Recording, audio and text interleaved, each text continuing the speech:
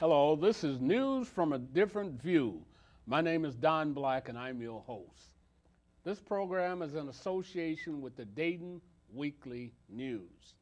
You know, each week we have guests who bring important information to our viewers throughout the Miami Valley area.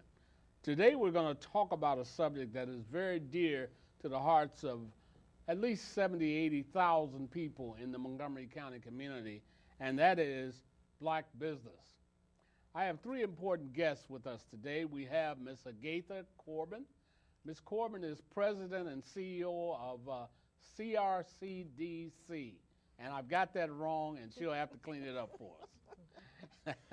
And our next guest is Mr. John Lumpkin, a very well-known investment broker in the Dayton area, and he'll tell us pretty soon who he's with. And then last but definitely not least, our guest is Ms. Eleanor Stocks, who is the president and CEO of the Greater Dayton Black Chamber of Commerce. Welcome our guest today. Today we're going to talk about what can be done to bring business and economic development back to Dayton's black community. As we know, those of us that have been around any length of time, over the last 30 years, we've seen a major decline in economic empowerment and economic development within the West Dayton community, Northwest and West Dayton community.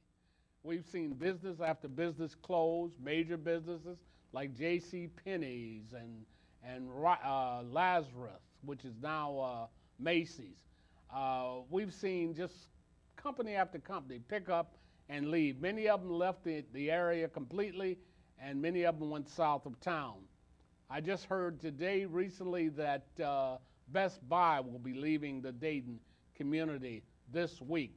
So we've had a major decline in major businesses in the Dayton community, the West Dayton community in particular, leave our area.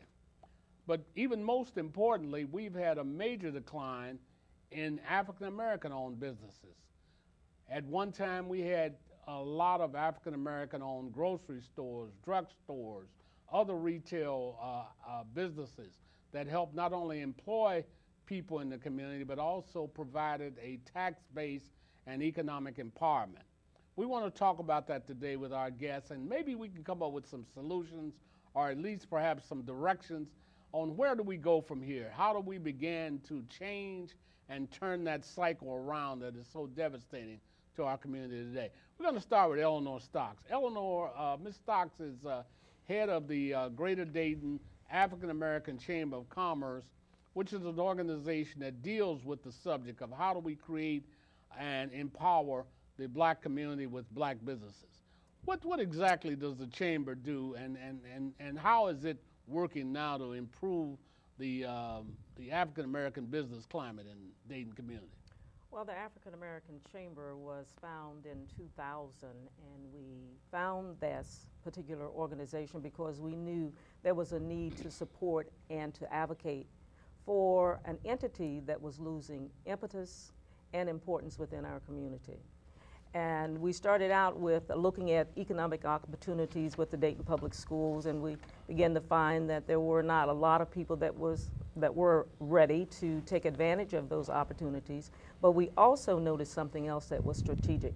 There was a flight to suburban communities, so that minimized to a great extent a lot of the African Americans who lived in Dayton. And then we began to see a drop in terms of the growth of businesses within our community. With the latest census report, we do know that right now that we have approximately 143,000 people, African Americans, people in general in Dayton, and 43% of those are African Americans, which is a very, very high number. We're also finding the infiltration of Asians and also the infiltration of other groups who are coming, establishing a business model business, setting up, taking over Crickets, taking over JJ Fry's and all of these other kinds of fast food operations which are draining and taken away from us. We have lacked organization. We have lacked the utilization of coming together as a group and supporting each other.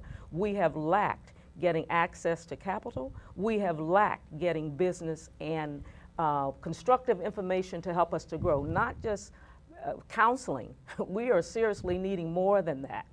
And we are needing models, business models, that will help us to propel into the 21st century. So because of that, we are in a dilemma. And that dilemma is very serious. We really don't even count here economically in the landscape, just only a few. And as you said, Don, when I was a child, and that was a long time ago, there were more black businesses then, small businesses, and even larger ones that we're finding today. So we have a serious problem. Ms. Corbin, Mr. Lumpkin, many of you probably recognize Mr. John Lumpkin, a very well-known high school basketball superstar, and went on the Ohio State University, and was quite a standout basketball star. Mr. Lance Lumpkin today is an investment broker. Now, when you're thinking in investment, many times we think about Wall Street, and we think about all the Morgan Stanley and all the big super investment houses. But right here in Dayton, we have investment. Mm-hmm. We have investment opportunity. We do. Now, Mr. Lumpkin, when you look at the African-American community of Dayton, and you ride up and down 3rd Street or Salem Avenue, and you see all these empty buildings that seemingly could house opportunities for economic development. As an investment expert, what do you think? What do you see? Well, I mean, I do see there's definitely opportunity that is there, but on my side of the table, when we look at some things, why have these things left? And there's contributing factors to that: decline in population. You'll notice that when you go to a store, they ask you for your zip code. And what some of the statistics show is we in the black community, we will go and we will shop in other communities. That is not reciprocated. So when we go and support things in other communities, they don't necessarily support those same things in ours.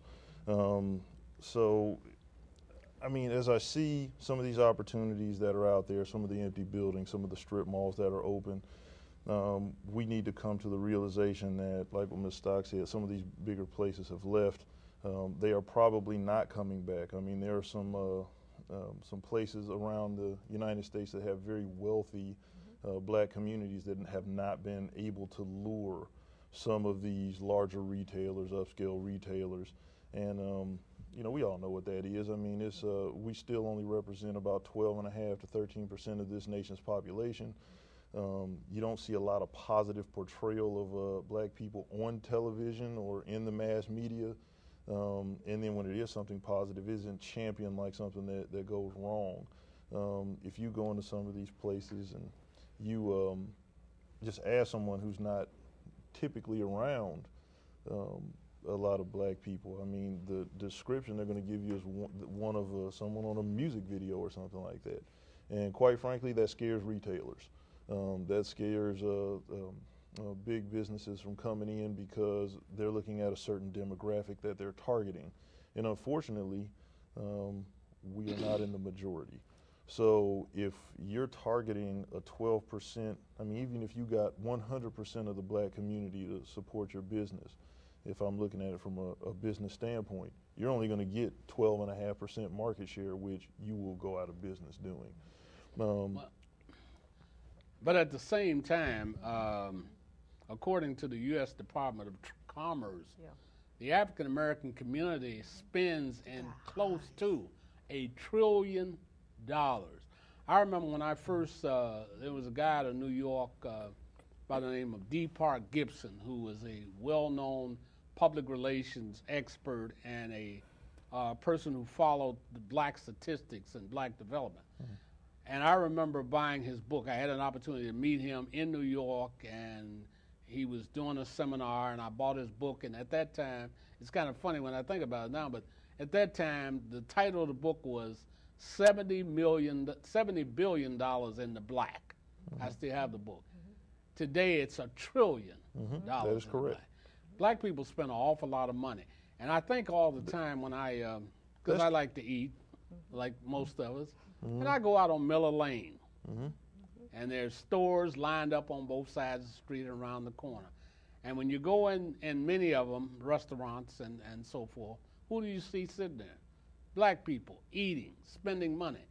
And I think particularly the smorgasbords, you go out there on a Sunday afternoon and you can't get in there for the black people. Kids, mothers, fathers, so forth. And that brings me back to my point, though. Where they are, we as a community, the black community is the 7th largest economy in the world. In the world, that's right. That is very powerful. But where are we spending that money is the question. And it's just, and that's again, one of the things that we have to correct so that we can have things in our communities. We have to stop spending money in other communities. You know, I'd like to interject because I'm one of those people that love to eat and I have a family. But on the flip side, let's talk about some positive things. There are 3 black-owned restaurants that just opened in Dayton. That's correct. And that I have brought clients to, met clients, and took my family. There's one in Trotwood that just opened up.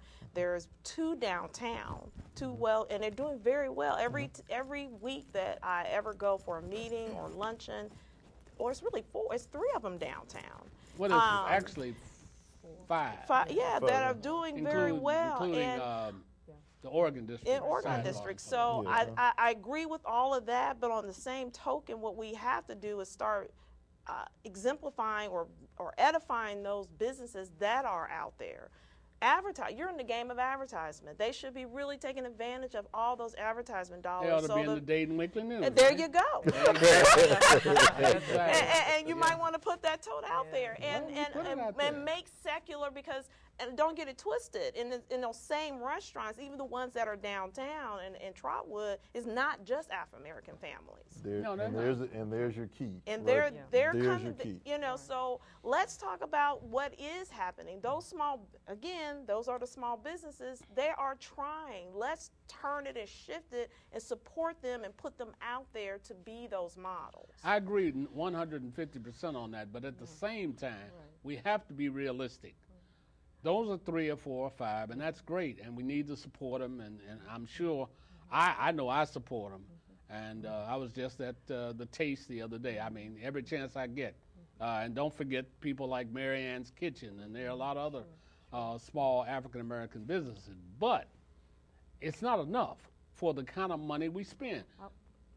On Friday afternoon, which is the day we're shooting this show, before tomorrow morning, 98% of the money we made this week will be out of this community. Yes.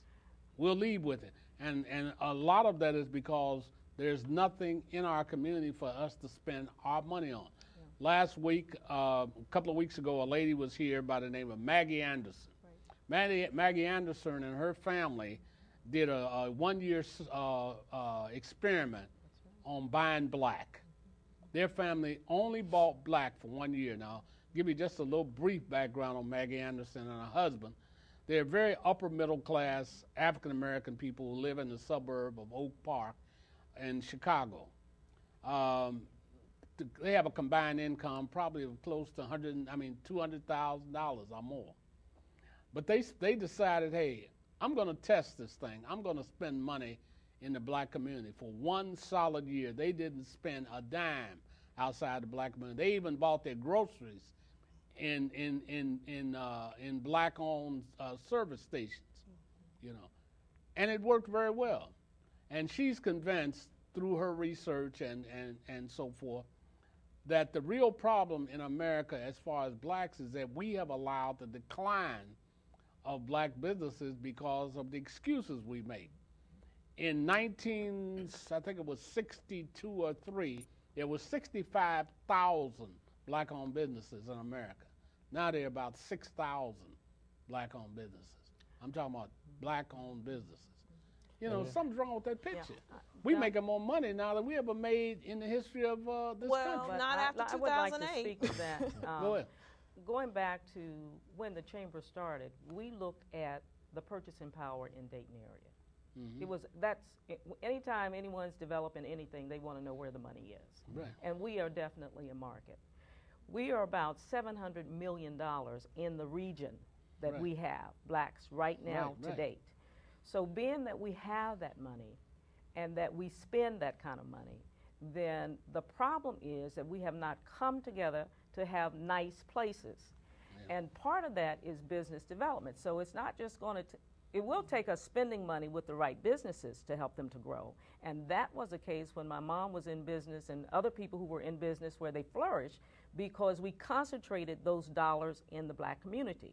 As we've discussed, those dollars are flourishing every place, and they're flourishing because we want to go to nice places. So then what's the solution?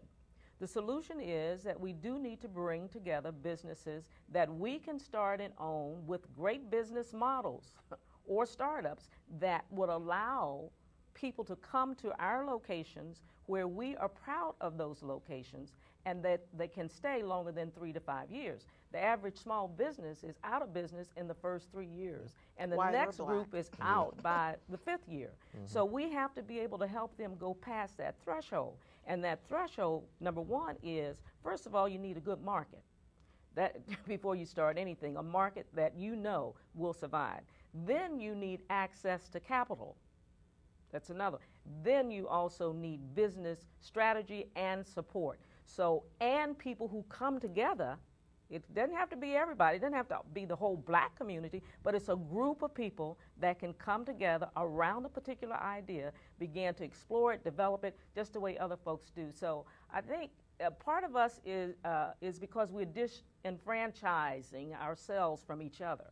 And it doesn't mean that we all have to be in one group, but we need to be in some groups, like the group Ms. Corbin is talking about her group. So her group is doing something, but we need other examples of these groups. And then we need to test these groups to see what is their record. How many businesses have you started? How many are still existing? Because the numbers tell the story, and that's what I always talk about. I never want to talk about what I think, what I see. I always go to numbers. Numbers will tell you the real truth. And the real truth in Dayton, Ohio, we don't even count. There are a few of us that stand above, but we're not major movers and shakers, and if we are, we've gotten government contracts or someone has helped us along the way, or we have good friends, but it's not because of our community coming around to make sure that we get there. So we do have some work to do, and I think that your program is illuminating this kind of concern and discussion,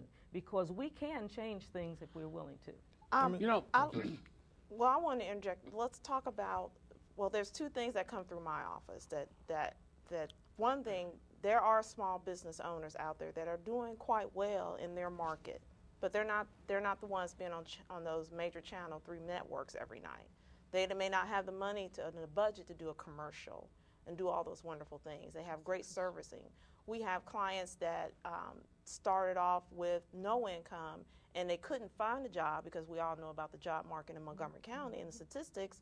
So we're teaching them, start your own job. But those are not the ones that are being highlighted or pushed or surrounded, because they don't have the big fancy store or storefront. They may just have a service or something that's small that another business owner in other south of town may have, but like you said, they're getting access to capital. They're getting out there and market it. So I think helping them market the business and making some type of monthly, even if they get in a newspaper or come to your show, highlight 5 or 6 of those other service industries other than retail, other than restaurant, that are out there in the Afro-American community. And second, we got to talk about the digital divide. A lot of people, even white or black, I don't care who they are, business is going down because technology. I know it just in my household, I have a college kid and a 13-year-old. They know how to shop, do things, everything online. So we have to talk about that in the black community. What are we doing to capture that market? Anybody have any suggestions how we can educate our people about how to do things online, and that is a way to get their goods and their products? Because it's the big pink elephant in the room. Yeah, and there's a lot of ways to advertise yourself free. And then when you do have small businesses, this will come back to what Ms. Stock said, you're going to have to pool your resources if you're going to compete. A little history here in Dayton. Everybody knows what Meijer is. You remember back in the 90s when Meijer built all their stores. Well, Meijer opened all their stores with the intention of putting all small grocers out of business. They literally had a business model of coming in, they priced their groceries so low that they actually lost money on them until they could draw, because they knew they were selling other merchandise, till they could put the smaller grocers out of business. Here in Dayton, we have some very good independent restaurants. They put together restaurant week. They pool their resources to do some other things. This is where the community has to come together, but that gets into a bigger issue in our community. Unfortunately, in our community, we have a sense of making it when we're not around any other black people. We have to change that mentality. The reason in the 60s that we had so many black-owned businesses is because we had no choice. You weren't allowed to shop at white establishments. You weren't allowed to open a business. I mean, it was unheard of someone to live in a white neighborhood. I mean, you would literally be run out of there. Civil rights was great, but civil rights actually also hurt our community in some ways that we didn't see forthgoing, because we didn't have we had the opportunities then to where, all right, I don't have any place to shop. Miss Stocks opens up a place where I can buy some decent clothing, because I can't go to a Macy's in Centerville. It's not even an option for me. When that became an option, she struggled, because we've always had the mentality, unfortunately, that, man, I just want to have what other people have. We need to understand that we can have things that are just as good that come from our community, and then that's okay. We have to get to that root cause, because we can do all these other things. But that's still getting to the young people. Then that means, because you have to remember, a lot of those people, that market is dying off or retired or leaving. But we have a whole generation that is going out to those areas, like you're saying. They don't even know about that fight or that struggle. No, they what never are we will. doing? Well, they need to be. That's why I want to interject. What are we going to do? They That's need that to- digital divide again. Well, some things aren't going to change, but I'll tell you one thing. We need, as black people, to teach the historical value There you go. of, we just didn't get here overnight. And those of us my age and Eleanor's age can remember when there was no, on a Saturday night in Dayton, you went to 3rd Street and got what you wanted. And you could go to 5th Street. Huh? And you could go to 5th Street. Yeah, and you went to 5th Street. Right. And so forth. You didn't go to Salem, because we didn't live on Salem Avenue. No. But the point I want to make, and I don't want to dominate it, even though it's my show. No, but seriously, I don't want to dominate the conversation. But I think we have to understand, and that's one of the things that this Maggie Anderson lady brought out in her research and so forth, is that we have to learn how to consider each other. You may have a dress shop or store, and your clothes be high end, whatever women want. But many times, because we have been induced with the idea that everything we have is not good, we tend to go other places. But I was thinking just today, I was going to get my cell phone, a battery for my cell phone, and there are some businesses that are flourishing right in the black community we can't even own. We have to make things accountable to our community. It's not by accident that the majority, probably 50, 60% of the businesses in our community are owned by non-black people. It's not by accident. And Don, you mind me interrupting you No, just no, a moment to help speak to yourself. this, because what I want everybody to know, that in Dayton on 5th Street, we did a documentary on that. There were drugstores, there were pharmacists, there were bankers, there were people who owned appliance stores. We can go down the list. Anything you needed was in the black community, and they were very successful. That's and right. They did very well. Now, we know we can't go back and change where we are now, because things are changing, everything is evolving. Technology. But I do believe that we have to bite the elephant one bite at a time. And when we start looking at this big global problem, and I have noticed it even in terms of how the Asians have moved into the communities, they have clearly targeted our market, clearly targeted what we like to eat, the fish, they got it, and they have set up a system, and they work together. You can go to any one of these establishments, which is on a model. It's a business model. You find one of the locations here, the same kind of operation there, and they have worked together, and they're pulling our monies in. Also, we are not able to, we don't, you know, if we don't like somebody, we don't have to like them. Let's get with people that you like. Let's get with those folks that you like, that are in the same mindset that you're on, like what I'm hearing here, and begin to see if there can be some resolutions, because that's what happened to me. Because I got tired of going to board meetings and city meetings and hearing when all these big deals were being rolled out. And there did not seem to be an opportunity for our people. And these were the people that I was advocating for. And when I looked at them real closely, they couldn't deliver the whole package. They could deliver part of it, but they didn't have the whole package. And that goes to that case management. And so then it was at that particular point that I said, well, heck, you know, this thing could not be that complicated.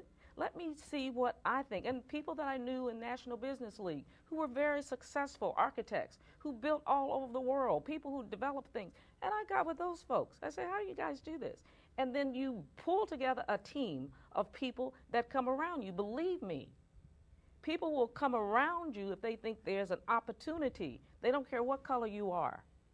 People who are in business, it's about money. Well, business is. And it's about money. And so if you can, at some point, and I can't tell my story now because I will tell it later when the success piece is done, but it's on a successful path. And it's amazing what will come to you. So some people want to have something in the black community. I wanted to be in the black community. I saw some property in the black community when they were going to build Hope 6. I said, this is great. They're going to build Hope 6 over here. And we had Ober's development company in the chamber's office. I said, they're going to need different things around it. I hadn't even thought the least about being involved. And I just happened to see a piece of property. I said, they'll probably need this. And not knowing any idea about what could happen with it. So we have to be proactive, use these resources, be proactive to move things the way we want them to go, and bring those people. People will come around you if there's something that you have, and they're willing to help. So that's just one story. We'll wait until that story becomes a success when we've passed all the zoning. Every time we went before a planning committee, we passed. We had community people that were against it. We passed because we had the right team. And so I'm saying that this is an encouragement. The encouragement is that we should not give up. Number two, it's time to get busy. Get busy with people that we can work with, or organizations and the churches. And for instance, in Cincinnati, they're doing something so phenomenal that the churches have caused the banks to stop. Well, you and I heard that discussion. So the churches are our biggest economic institutions, aren't they? That's where we find our biggest and nicest buildings. So we do need to kind of look at different things, cross-surface, and see what we can do and come out with it. So my head is solution. Solutions. That's the bottom line. You know, I had a very interesting conversation last Thursday with a very prominent minister in Dayton. We were at lunch, and he said, what can we do? You guys who are out here on the front line, advocating and trying to pull things together, what can the church do? One of my past shows, I had 4 very prominent ministers, Reverend Darrell Ward, Dr. Carlton Williams, Dr. Jameson Hunter, and Dr. William Harris on the show. And the subject was, I think the subject was basically, what can the church do today to change the basic atmosphere of our community? I think the time is prime.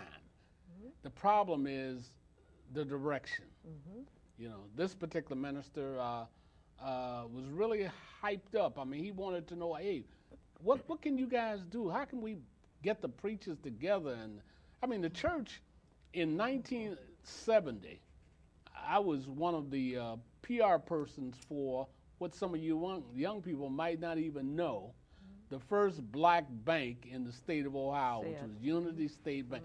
And you'd be surprised, I mean, people didn't even know we had a black bank. I meet young people all the time, didn't even know there was Dayton had the first black bank, a very good bank that lasted, what, 15 years, somewhere in the neighborhood like that?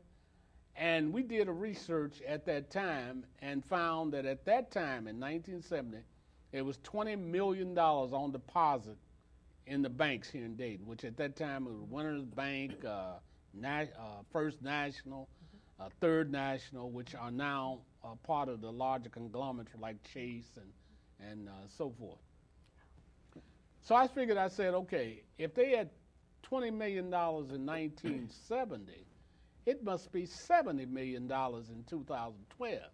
So if the banks have $70 million on deposit in the banks here in Dayton, where is it going? It's going to build the green. It's going to expand the Dayton Mall. It's going to expand the Austin project that they're talking about. But it's not helping black people in West Dayton. Don, may I say one comment based on what you're saying with the ministers? We met with a group of ministers because we think the church is going to be essential for what we need to do. Years ago, you remember when we were working against banks, we were meeting with banks, advocating. Lovelace and all of them were there. And you guess what happened? They started putting blacks on their boards. They started changing some of their CRA rules and regulations. So who had the leverage? The people that had the leverage were the people who were putting the largest dollars in the bank every Monday morning. So here we go again. They figured this out in Cincinnati, but Dayton, it was about 5 ministers that I met with, but it needs to be larger. That we need, where they can work together. Again, we have the same thing where people sometimes don't always work together, but if indeed they're depositing millions of dollars in a bank every Monday and they're getting nothing other than the church buildings that they're building up, and they're not able to influence community projects or businesses within their community, then we have a problem. And that problem would be we move the money from the bank where we're comfortable with to a bank that's going to be more user-friendly. Exactly. That's number one. They're doing that in Atlanta. They're doing it in Durham, North Carolina. That's number one. And the other thing that I recommend, and I told this to the Ohio Advisory Board, who was looking at barriers for entrepreneurship in Ohio, because we have a problem in growing them. So we said, I told them, we need to establish, all the money we get for eating for these dinners? You give $20,000 or $30,000 for meals. You give donations, Black History Month, all that. Take that money, and the chamber is really want to work with any organization who's willing to do this. Take 50 banks who want to put up $20,000, and this is what is in the report. Bring and you can help with this. This will be great. Not at a bank. Yeah, we don't I'll need help you. spread that We don't. word. But you don't hear the other. You don't hear the other No, part. go The ahead, other go part ahead. is putting that money where we eat that up and it's gone. There's nothing. Put that in a fund, which is managed by a person like your fund, and the underwriting criteria, we establish that by both parties. Because when I was in business for 12 years with retail, sometimes you need $1,000 to get something that you had shipped in. You wouldn't have the cash. Right. So you don't have the cash, you can't get it in. You have buildings that are standing in communities that are closed because people can't get financing to get them open. So set that up. That would be an offset to what the financial institutions will loan. And I think if we can bring that kind of thinking together around this, when what we always do, somebody always jump out and say, I'm going to do this. But we need to do it in terms of together, in terms of how we can show unification. Otherwise, somebody said, well, they doing this, I'm going to go and do it with them. They know how to divide and conquer us. That is a given. We need to stop this. We need to come together and see if we can work this thing out. And that would be one of the things I'd like to see us work on.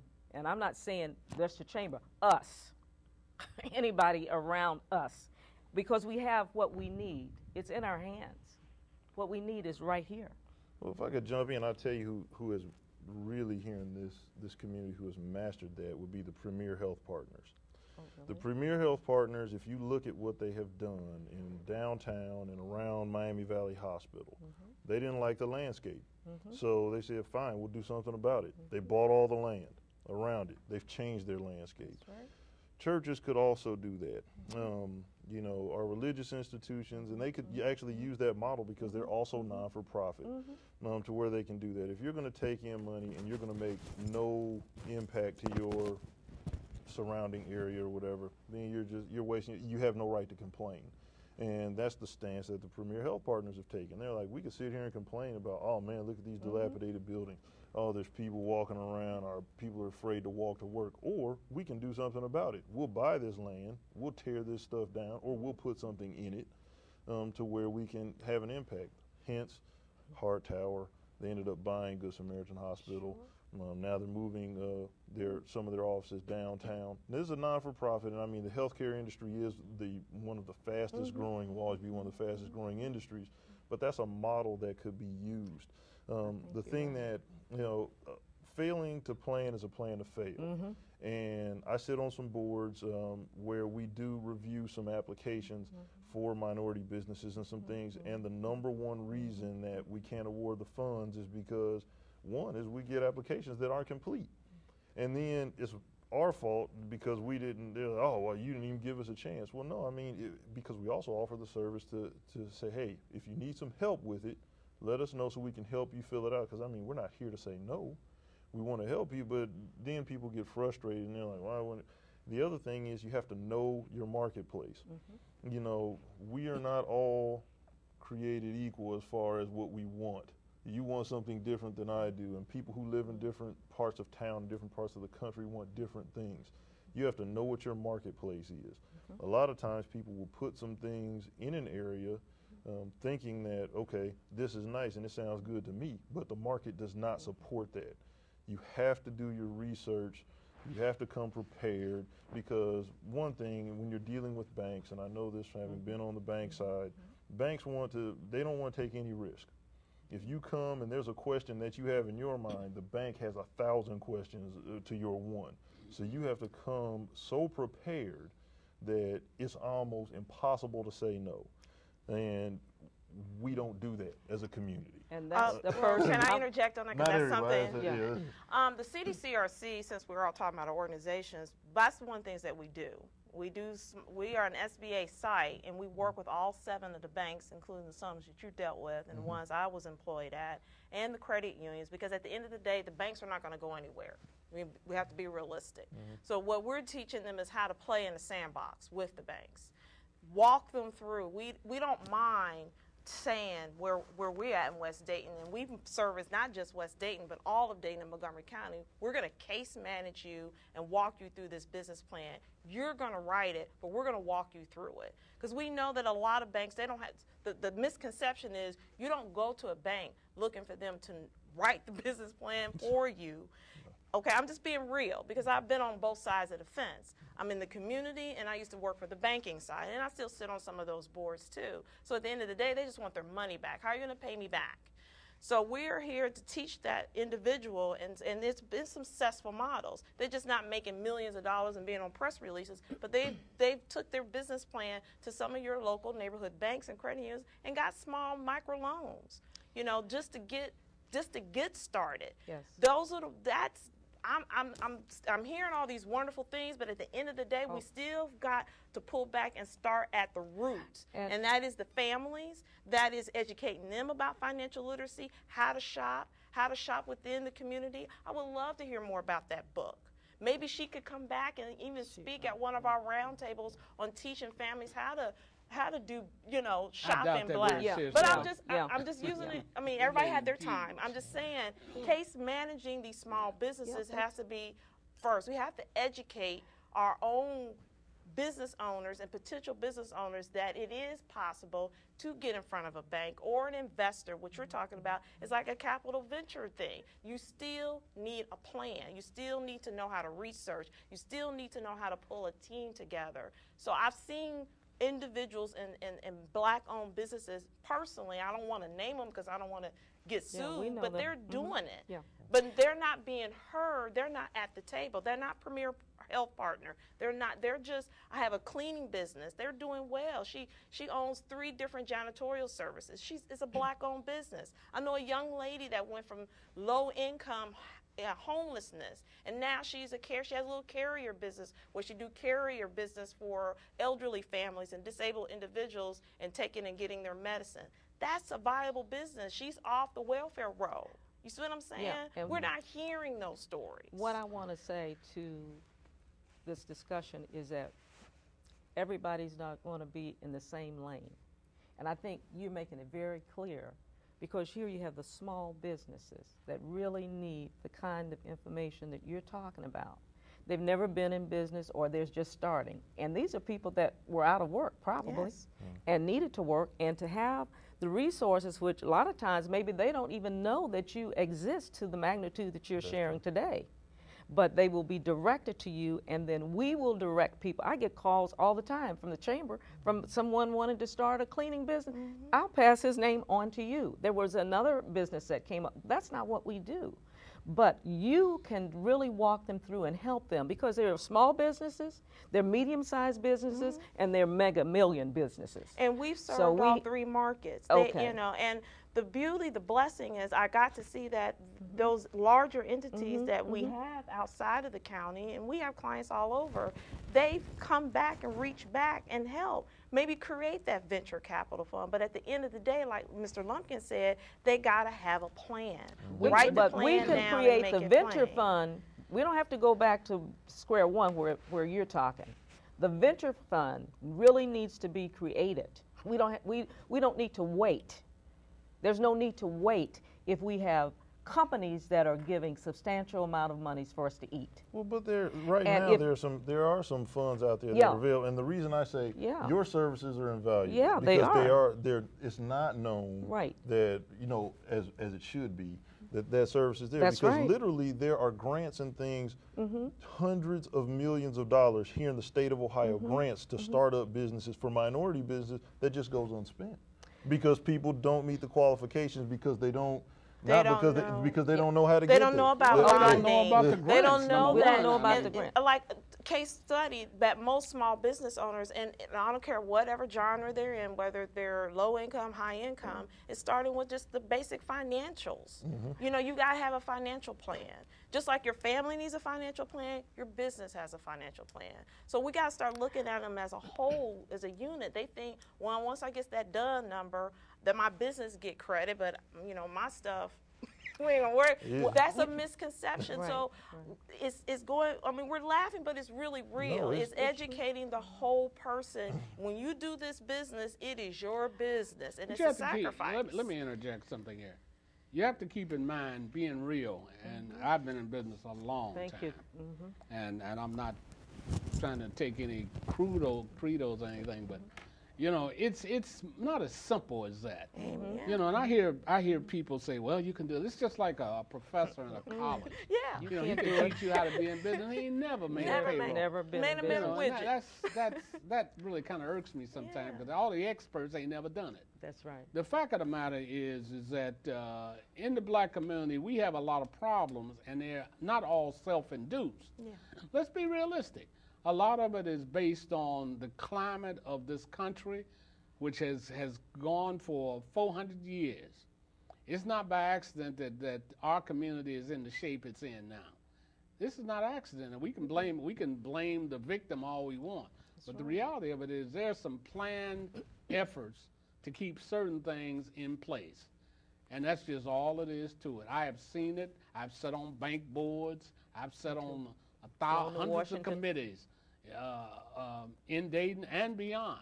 But these are You things know. that we know. Huh? Dr. We know that these are there. Those obstacles aren't going to change. No, they're not. And That's then what I'm what's the name? saying. And if we sit here, if we, it's like running a race and it's the hurdles. And I'm going to complain because there's hurdles there. That's I have right. to figure out a way to How get to, over how that to hurdle. get over, Right. how to Because strategize. the hurdle's not going anywhere. Amen. It's going to be Right. there. It's like Exactly. we are in a country, like I said, we are right now on a chessboard. That's right. We don't own the board. That's right. We're just Yeah. on it. And it's like we own that little square that's on that we're in. We need to know how to manage that How to square plan. so that we can actually get outside of that. Yeah. Our problem as a community is we're like, well, you know, hey, we black, they're against us. Well, we know that already. No, oh, no, there's it's- going to be there's going to be, Not oh, they don't really. want me to succeed because, you know, They they don't don't- want they black don't people. really well, care. well, we know that. We know that. I mean, okay, so what are we going to do to get around that? Yeah. And Hey, you are hey. saying, let me, he's saying he's right on target. Yeah, he's See, definitely on because target. here we are. We all come with different values and gifts and information. We all serve different markets, a similar market, but slightly different, slightly. So, being that that's the case, and I'm so excited because I think everything that we need is right here. Because you'll be surprised who will come around you when you're so organized and you know that you got something going. People will sit around your table. It's a plan. But we don't have, you're right. So we need to, and I really commend Don for this program and for his paper, which has lasted for years, who constantly keeps us abreast of these things. We just need to say that we're going to come together based on some real issues, and it could start with us, but it doesn't have to, it's not our ownership. We don't own it. You know, it's about not owning it. It's about sharing it. And sometimes in the black community, we want to say, this is a little chamber over here, we don't want you by. No, it's too late. We don't have time for that. Don't have time. We have to think outside of the box. It's bigger than all of us. We'll be off of the scene and other folks will be coming. And where are we? And what imprint did we leave? Now, we've talked about money. The three major factors that they found out in terms of why businesses are not succeeding in Ohio: lack of capital, lack of a good market, and business technical information. That's basic. That could be blue, black, red, or yellow. However, there are some companies, and I say this all the time because in the building where my husband has his office, I see small businesses, they got their little trucks. They only have 5 or 6 people that are working for them. They got trucks, van drivers. I'm saying, now, wait a minute, with their names on it, and I'm trying to see other companies that I'm not seeing this type of support. And they seem to be functioning well and moving to other levels. So I think we just need to come together and bring resources who are around what we're thinking about and do some of these things we're talking about. One of the things I think is capital. We need access to some money. If Don needs $1,000 today and he would go to the bank, they said, I'm not going to give you that. That's right. Well, that's one of some of the things that the CDCRC started is creating a microenterprise loan program so they can start rebuilding their credit in their life and can get that working capital. It still is a part of that whole case management style of financial literacy for the whole person. How much is in the fund? Right now, that you can get a loan from $5,000 to $50,000. And that's supported by SBA. Yeah, supported by SBA. And then, well, let me finish. Okay. We also have an internal microloan program from $1,000 to $5,000 per the CDCRC. Now, we've ran out of funds, which is a good thing, because we have 5 business models that we've been working quietly. Because the one thing we learned is that get the model, like you said, and do it successfully. And just because you're not out there, you know, in the limelight all the time doesn't mean you're not working, because this is hard work. When you're talking about dealing with the community, and when God is giving you the vision to do it and you're working it, it doesn't happen overnight. So you have to sit down, get quiet, and buckle down, and help those clients get what they need. So we created that pool of fun, and 2 of those businesses paid us back because they came through a financial literacy case management style. So those models are out there, but know that, yeah, coming together, I don't want to come together to have a meeting just for a meeting. Okay. I will want to come together where if that model's there, then I'm going to shift them to say, okay, go to Eleanor's spot, Mr. Black. Like, I load you up. I always say, if you need some advertisement, you need a plan, go right down the street. If you need some financial, investment, she's really, and this is great. And that's staying in your lane and working and supporting one another. I want to hop in right here. And I think what you're doing is great. Again, one plan is not going to work for everybody. So we need to understand that, and we need to support the plans that are out there and make referrals to those plans. Yeah, but I really do believe, I remember going to the mall, needing certain things. We need another source, which I have mentioned to you, and as our model, I mentioned it to the federal government as well. It will go to the president, that we need to come together around that, and I hope that that can happen. And I think it will, and then we still collaborate. That's right. Because it's all about growing businesses, right? Yeah, one of the, let me say this, John, right quick. One of the things I would hope in my lifetime, which there's much more time behind me than in front of me, but in my lifetime that we would get to a point of not continually reinventing the wheel.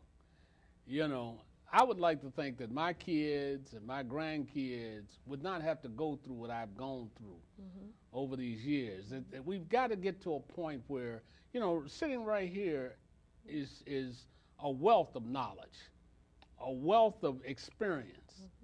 You know, we've got to pass it on. Amen. We've got to some kind of way, find a way.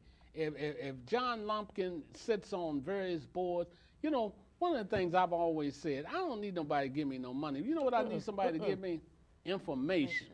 Because the truth of the matter is, most of the time, we as blacks have the information, we just don't share it.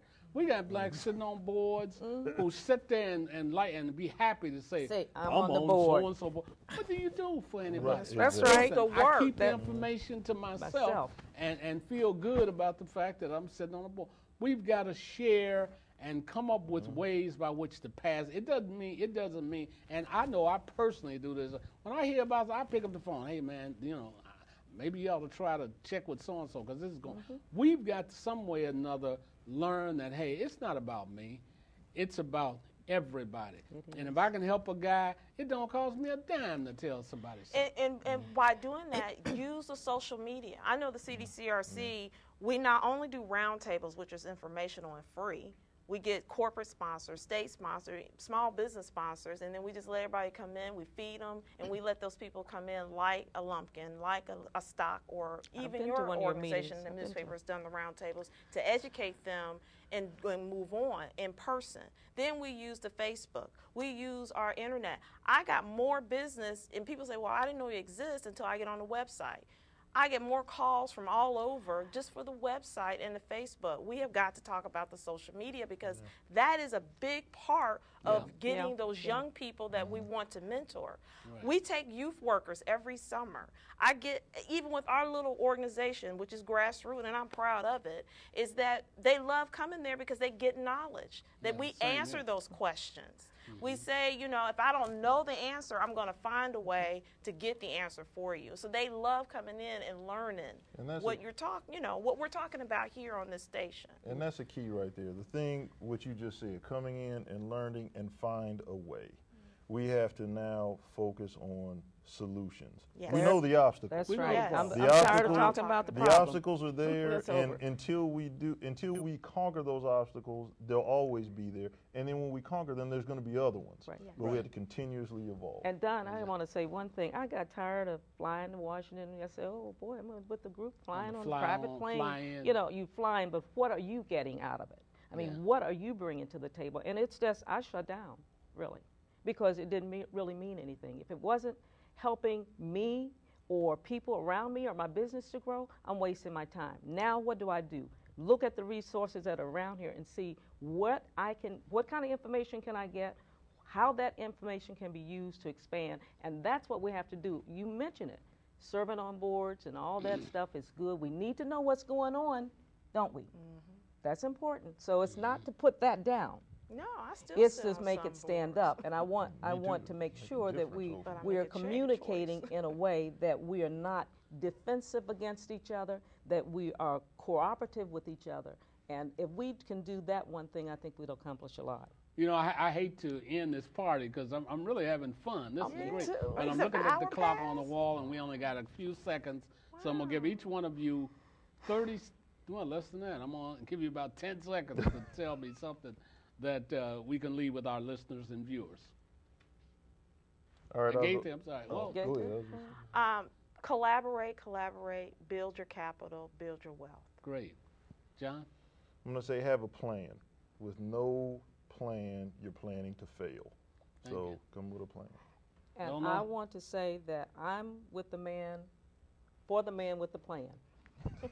Well, the man with the plan. You know, I really, you know, it's nice, and, you know, and I tell them when they start that an hour is a long time, but we had good dialogue today, and I hope our viewers had an opportunity to to learn something today. And if you have a plan for a business, contact Agatha Corbin at CDCRC or Eleanor Stock at the African American Chamber, or John Lumpkin if you got a lot of money and you want to invest. We really appreciate you coming. My name is Don Black, and I'm your host for News from a Different View in association with the Dayton Weekly News. Thank you.